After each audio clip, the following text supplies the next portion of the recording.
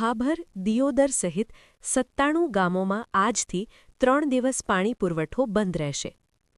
ભાભર દિયોદર સહિત આસપાસના વિસ્તારોના નાગરિકોને જાણ કરવામાં આવે છે કે સાબલા વડાણા પાણી પુરવઠા યોજનાના પ્લાન્ટ ખાતે આવશ્યક મરામત તથા તકનીકી કામગીરી હાથ ધરવામાં આવનાર હોવાથી આજથી 3 દિવસ સુધી પીવાના પાણીનો પુરવઠો બંધ રહેશે.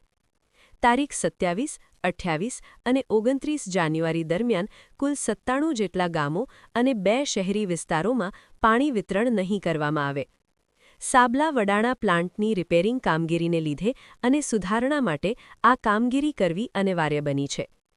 તકનીકી ખામીઓને દૂર કરી ભવિષ્યમાં સતત અને પૂરતા દબાણ સાથે શુદ્ધ પાણી પુરવઠો મળી રહે તે હેતુથી આ નિર્ણય લેવામાં આવ્યો હોવાનું જણાવાયું છે. આ કામગીરીને કારણે ભાભર, દિયોદર તાલુકા સહિત સાબલા વડાણા પાણી પુરવઠા યોજનાથી પાણી મેળવનારા તમામ ગામોમાં 3 દિવસ પાણી બંધ રહેશે. જો કે કામગીરી પૂર્ણ થયા બાદ નિયમિત પાણી પુરવઠો પુનઃ શરૂ કરવામાં આવશે.